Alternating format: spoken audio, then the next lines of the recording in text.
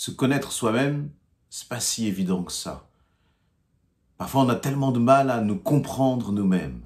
Parfois, on a tellement de mal à savoir et comprendre pourquoi nous agissons de telle ou telle façon, pourquoi nous avons telle réaction.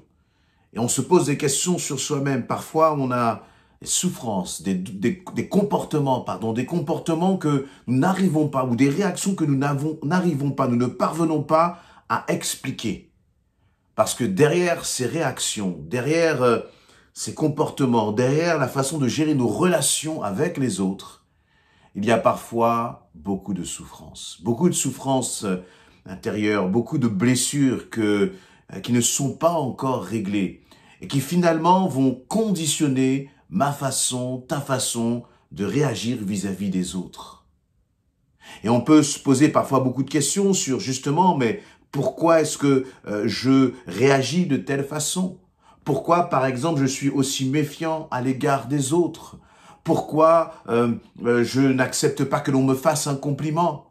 Ou plutôt, pourquoi j'ai ces besoins, presque une dépendance affective aux autres? Tout un tas de questions que nous pouvons parfois nous poser, tout un tas de situations que nous pouvons vivre et dont nous n'avons pas toujours les réponses.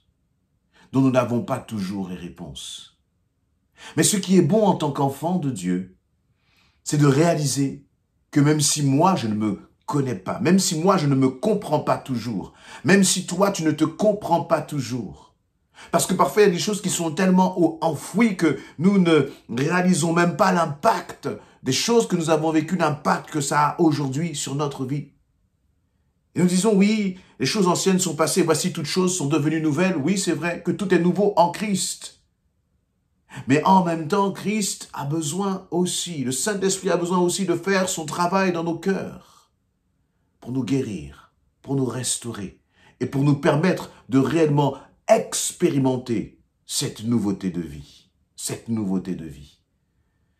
Et justement, il y a ce passage dans le psaume 139 qui nous dit ceci, je lis à partir du verset 1, au chef de chœur, psaume de David. « Éternel, tu me sondes et tu me connais. Toi, tu sais quand je m'assieds et quand je me lève. De loin, tu discernes tout ce que je pense. Tu sais quand je marche et quand je me couche, et tous mes chemins te sont familiers. Bien avant qu'un mot vienne sur mes lèvres, Éternel, tu sais déjà tout ce que je vais dire. Tu m'entoures par derrière et par devant et tu mets ta main sur moi. Merveilleux, savoir hors de ma portée, savoir trop sublime pour que je l'atteigne. Où pourrais-je aller loin de ton esprit? Où pourrais-je fuir loin de ta présence? Je vais m'arrêter là, mais je vous invite vraiment à continuer de lire la suite de ce psaume 139. Ce qui m'interpelle dans ce passage, c'est que David est en train de parler de son Dieu. Il est en train de parler de l'Éternel, mais pas d'un Éternel, pas d'un Dieu qui serait lointain. Il n'est pas en train de parler d'une simple religion, d'une simple tradition ou simplement de règles qu'il faut suivre. Non, pas du tout. Il est en train de parler d'un Dieu qui nous connaît, qui te connaît parfaitement, d'un Dieu qui te connaît profondément, d'un Dieu qui te connaît mieux que toi-même, puisque David va dire, l'Éternel, tu me sondes. Vous voyez, sonder, c'est regarder ce qui est en profondeur. C'est pas simplement les apparences. Les hommes voient ton extérieur. Les hommes voient ton visage. Les hommes voient peut-être même tes réactions. Et derrière chaque réaction, eh bien, on va porter un jugement. On va porter une interprétation. On va dire, eh bien, tu as réagi de telle façon parce que voici ceci, cela, etc. Mais Dieu, lui, n'a pas besoin de tout cela. Dieu ne nous juge pas par rapport à notre apparence, parce qu'il nous connaît, il te connaît en profondeur. En profondeur. Même ce qui est caché, même ce que toi tu ignores de toi-même, ce que tu ne comprends pas de toi, Dieu le sait, le connaît et il le comprend. Et dans ce passage, David va nous dire encore, tu connais le moindre de mes agissements. Verset 4, bien avant qu'un mot vienne. Verset 4, il va dire, bien avant qu'un mot vienne sur mes lèvres, eh bien toi, tu le connais déjà. Tu le connais déjà. Tu sais déjà tout ce que je vais dire. Nous, c'est le contraire. Parfois nous parlons, notamment lorsque nous sommes en colère. Et lorsque la parole est sortie, nous disons, oups, ce n'est pas ce que je voulais dire. Ma parole a dépassé, ma pensée.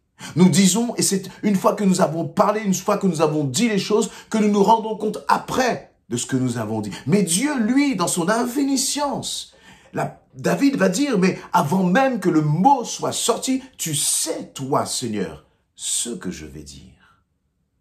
Pourquoi? Parce qu'il est celui qui sonde nos cœurs et nos reins. Il est celui qui connaît nos pensées. Avant même que nous les ayons, que ces pensées se soient matérialisées à travers des mots. Dieu nous connaît. Dieu te connaît.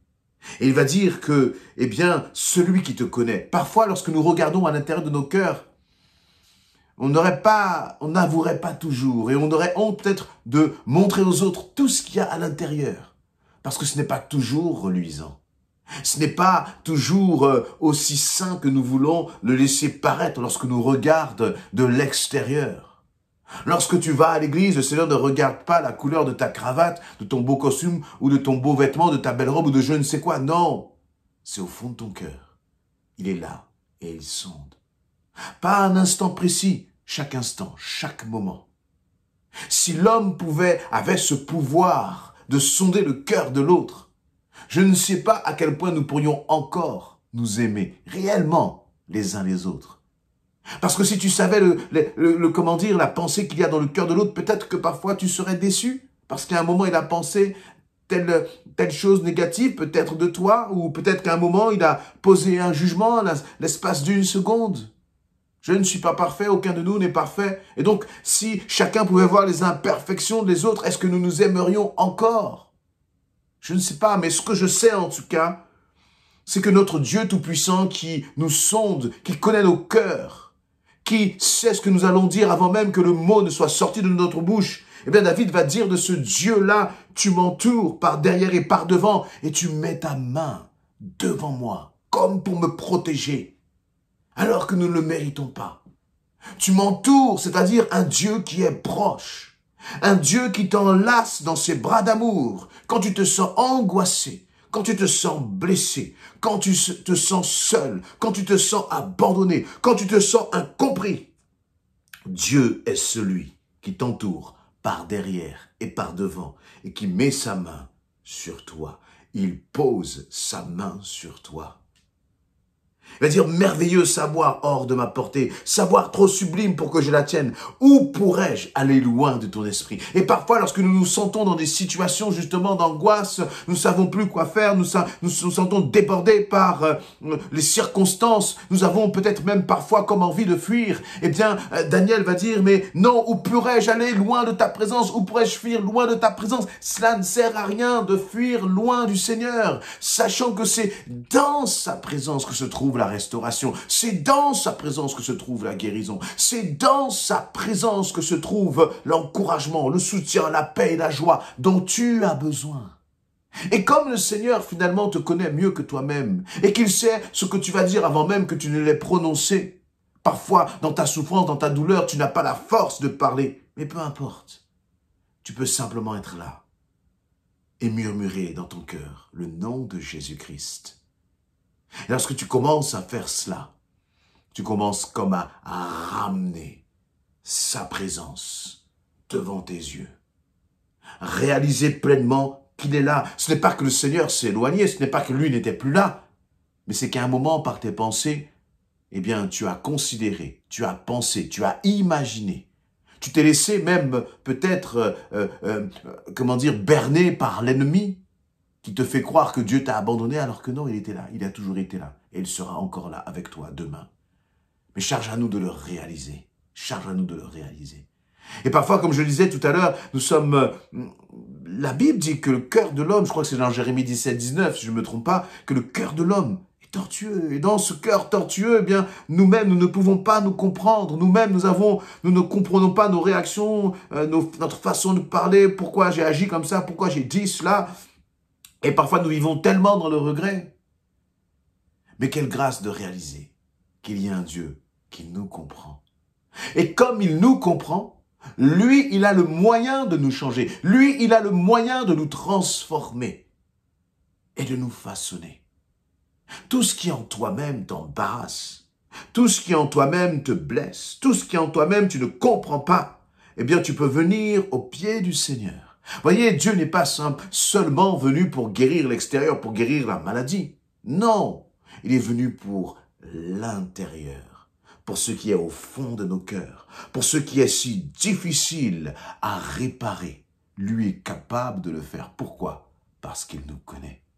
Nos personnalités sont comme parfois comme un sac de nœuds. Notre façon de penser est parfois comme un sac de nœuds que seul lui peut défaire si nous lui faisons pleinement confiance.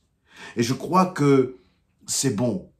C'est bon de finalement s'abandonner simplement au Seigneur. Parfois, lorsque l'on va mal, les autres vont nous demander « mais qu'est-ce qui ne va pas ?» Et on n'est même pas capable face à certaines situations, de mettre des mots sur notre souffrance. Parfois, nous ne sommes pas capables de mettre des mots sur ce que nous traversons, sur ce que nous ressentons. Mais avec Jésus, tu n'as pas besoin de mettre des mots. Mais tu as simplement besoin de venir à ses pieds et le laisser parler à ton cœur. Tu as simplement besoin de lui dire, Seigneur, eh bien, je te donne tout, je m'abandonne à toi, je ne comprends pas tout. Mais je sais que toi, tu es capable de me changer. Tu es capable de me réconforter. Tu es capable de me relever. Tu es capable de me transformer. Parce que toi, Seigneur, tu me connais mieux que moi-même. Amen.